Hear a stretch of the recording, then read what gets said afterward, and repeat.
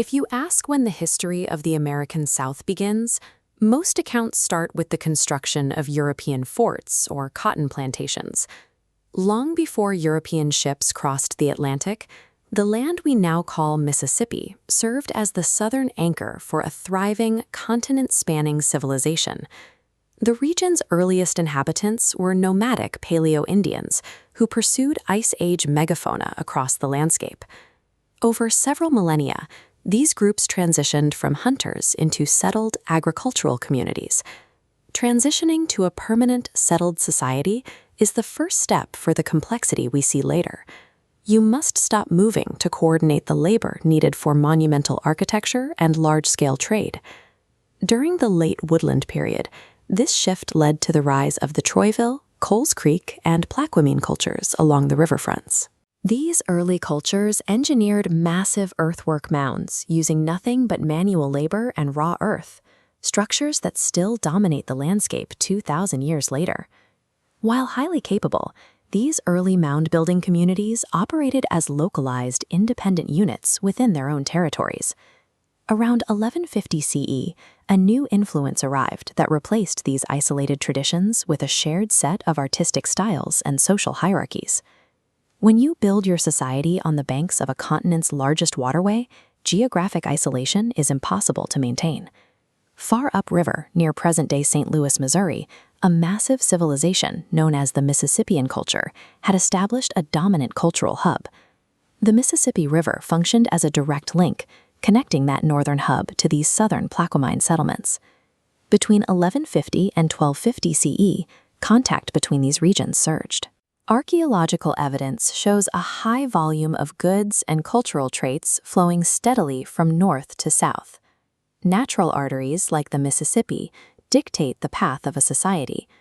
When a waterway connects distant peoples, the exchange of radical new ideas becomes unavoidable.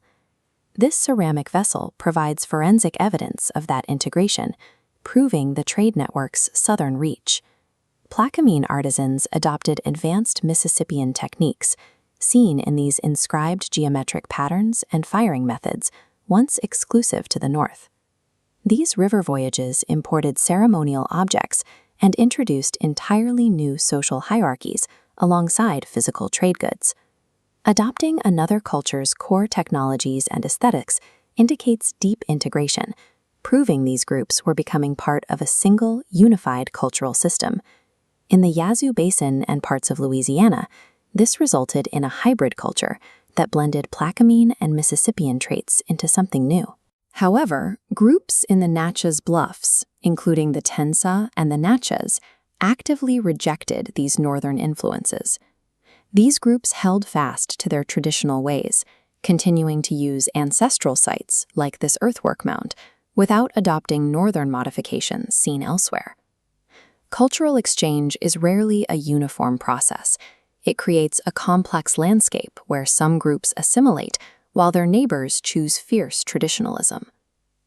By the time the Spanish expedition arrived in the 1540s, the grand Mississippian system had largely dissolved. The people did not vanish, however. Their descendants evolved into the new political and social formations that Europeans would later encounter. Tribes such as the Chickasaw, Choctaw, Natchez, Yazoo, Pascagoula, and Biloxi are the direct inheritors of this ancient network. The perceived collapse of this civilization masks the survival and dispersal of its builders. Centuries of balancing local interests against the demands of the continental trade network gave these tribes a deep reservoir of economic experience. They applied this acumen to the Europeans, strategically shifting their alliances between France, Spain, and Britain to secure the most favorable trading conditions.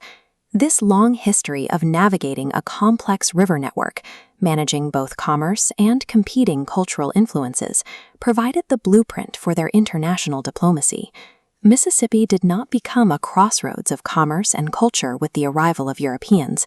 It had already functioned as one for thousands of years.